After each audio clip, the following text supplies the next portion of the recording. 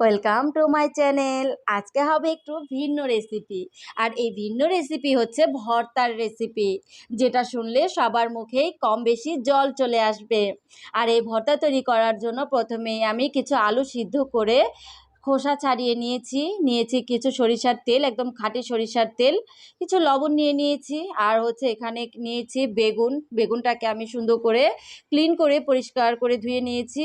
আর একটু টেলে নিয়েছি, সবগুলো উপকরণই আমি টেলে নিয়েছি, শুধু ধনেপাতাটা বাদে। কিছু রসুন আমি এখানে নিয়ে নিয়েছি টেলে, কিছু শুকনা মরিচ টেলে নিয়েছি, আর পেঁয়াজ আমি টেলে নিয়েছি। আর এই টালা ভর্তাটা কিন্তু খেতে ভীষণ মজার। আর এই ভর্তাটা এই গরমের মধ্যে কিন্তু নষ্ট হবে না একেবারেই। আর ফ্রিজে রেখে খেলে কিন্তু 1 সপ্তাহ পর্যন্ত খাওয়া যাবে, কোনো সমস্যা নেই। আর এই ভর্তার রেসিপির মধ্যে একটা হচ্ছে বিশেষ যে বিষয়টা, সেটা হচ্ছে বাটনা। আর এই বাটনার মধ্যে আমি এখন ভর্তা তৈরি করব। আসলে আমরা কিন্তু আগে মা খালাদেরকে দেখেছি পাটার মধ্যে বেটে বেটে ভর্তা তৈরি করেছে। আর সেক্ষেত্রে কিন্তু অনেক হাত জ্বালা পোড়া করতো। আর এখন কিন্তু হাত জ্বালা পোড়ার দিন একেবারেই শেষ। এই প্রাচীন কাল থেকে চলে এসেছে এই বাটনা। তবে বাটনা কিন্তু আমার কখনো বাটনাতে খাওয়া হয়নি। আমার হাজব্যান্ড শখ করে আমাকে এই বাটনাটা মানে এনে দিয়েছে কিনে। তো ভাবলাম বাটনাতে আজকে ভর্তা তৈরি করব, সকলের সাথে শেয়ার করি, তাহলে সবারই কিছু না কিছু উপকার হবে। আর আজকে আমি যে ভর্তাটা তৈরি করব সেটা হচ্ছে আলুর ভর্তা। প্রথমেই আমি আলুর ভর্তা তৈরি করার জন্য কিছু লবণ আর হচ্ছে শুকনা মরিচ আমি এখানে গুঁড়ো করে নেব। এই তো কথা বলতে বলতে সুন্দর আমার শুকনা মরিচগুলো গুঁড়ো হয়ে গেছে। এখন আমি দিয়ে দেব কিছু পেঁয়াজ দিয়ে এই মরিচের সাথে সুন্দরভাবে একটু পিষে নেব। তারপর আমি সিদ্ধ করা আলুগুলোকে দিয়ে দেব। এগুলোকে আমি সুন্দর করে পিষে নেব, পিষে ভর্তাটাকে তৈরি করে নেব। এই বাটনার মধ্যে ভর্তা খেলে অসম্ভব মজা হয়। তোমরা সকলেই বাটনাতে তৈরি করে খেয়ে দেখবে আমি সত্যি বলেছি নাকি মিথ্যা বলেছি। যেদিন এই ভর্তাটা তৈরি করেছি সেদিন সবাই খুব প্রশংসা করেছে। আর বিশেষ করে আমার হাজব্যান্ড তো ভর্তা অনেক পছন্দ করে। এখন দিয়ে দেব হচ্ছে কিছু ধনেপাতা, তারপর আমি দিয়ে দেব সরিষার তেল। আর আলুর ভর্তার মধ্যে, বেগুন ভর্তার মধ্যে, মানে কিছু কিছু ভর্তার মধ্যে সরিষার তেল দিলে কিন্তু স্বাদটা দ্বিগুণ বেড়ে যায়। এটা কাঁচা সরিষার তেল।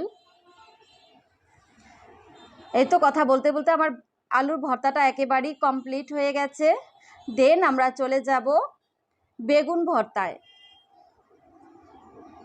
বেগুন ভর্তা তৈরি করার জন্য আমি কিছু শুকনা মরিচ নিয়েছি আর কিছু লবণ দিয়ে পিষে নেব, গুঁড়ো করে নেব মরিচগুলোকে সুন্দর করে।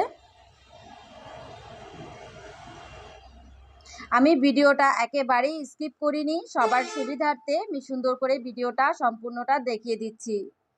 এখন আমার মরিচগুলো গুঁড়ো হয়ে গেছে, কিছু পেঁয়াজ দিয়ে দিব, ধনেপাতা দিয়ে দিব, দিয়ে আমি সুন্দর করে এগুলোকেও পিষে নেব।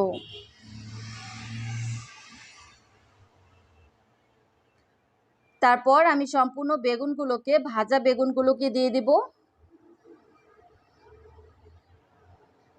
দেখতেই কতটা লোভনীয় লাগছে আর খেতে ভীষণ মজা হয়েছিল।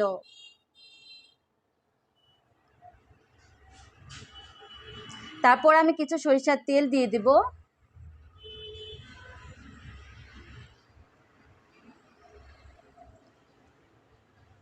এই ভিডিওগুলো যদি সকলেই ফ্রেন্ডস অ্যান্ড ফ্যামিলির সাথে শেয়ার করে দাও, তাহলে কিন্তু সবাই কম বেশি উপকার হবে। অবশ্যই লাইক দিয়ে পাশে থাকবে আর এই চ্যানেলটাকে অবশ্যই সাবস্ক্রাইব করে রাখবে এরকম নিত্য নতুন ভিডিও পেতে। এই তো কথা বলতে বলতে আমার বেগুন ভর্তাটাও হয়ে গেছে। এখন যে ভর্তাটা তৈরি করব সেটা হচ্ছে রসুনের ভর্তা। আর এই রসুনের ভর্তাটা তৈরি করার জন্য মরিচটাকে আমি সুন্দরভাবে পিষে নিয়েছি, তারপর আমি পেঁয়াজগুলো দিয়ে পিষে নিয়েছি। এখন আমি ভাজা রসুনগুলোকে দিয়ে দেব।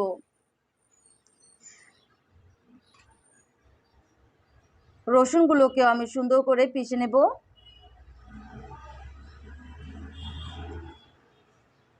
এই তো কথা বলতে বলতে আমার রসুনের ভর্তাটাও একেবারে কমপ্লিট হয়ে গেছে। দেন আমরা চলে যাব শুটকির ভর্তায়। আর এই বাটনাতে কিন্তু শুটকির ভর্তাও তৈরি করা যায়। অনেকে কাটার ভয়ে শুটকির ভর্তা তৈরি করতে চায় না। তবে আজকে আমি সেই বিষয়টাই দেখাবো যে বাটনাতেও তৈরি করা যায় শুটকির ভর্তা। আর আজকে যে ভর্তাটা তৈরি করব সেটি হচ্ছে পুঁটি শুটকির ভর্তা। পুঁটি শুটকির ভর্তা তৈরি করার জন্য এখন আমি কিছু মরিচ আর হচ্ছে লবণ আমি পিষে নিচ্ছি। এ তো পিষা হয়ে গেছে। এখন আমি দিয়ে দিব কিছু পেঁয়াজ, এটাকেও আমি সুন্দরভাবে পিষে নেব।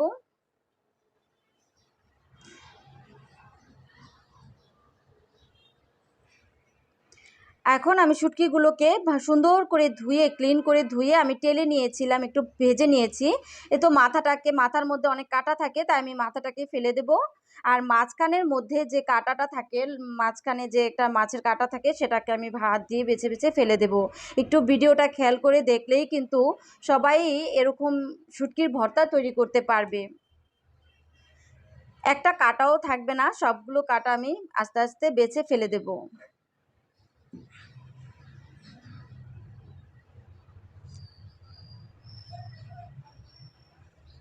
এ তো এভাবে সবগুলো কাঁটা আমি সুন্দর করে ফেলে দিচ্ছি।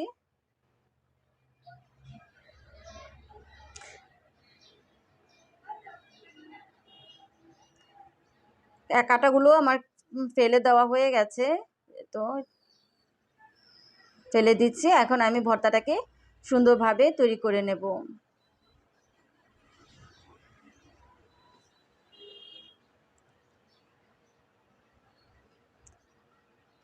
এই তো এখন আমি সুন্দরভাবে শুটকির ভর্তাটাও কিন্তু তৈরি করে নিয়েছি। আগে মা খালাদেরকে দেখেছি ভর্তার মধ্যে, এখনও অনেকে অনেক সময় তৈরি করে, মানে পাটা পোড়তার মধ্যে ভর্তা তৈরি করে ভাত মেখে খায়। বাটনাতেও কিন্তু এই ভর্তা তৈরি করার পর ভাত মেখে খাওয়া যায়। এ তো আমার শুটকির ভর্তাটা কমপ্লিট হয়ে গেছে। এখন আমরা যেটা করব সেটা হচ্ছে কিছু ভাত আমি এখানে নিয়েছি, গরম ভাত আমি বাটনাতে সুন্দরভাবে একটু মেখে নিয়েছি। আর এই ভাতটা কিন্তু অনেক টেস্টি হয়।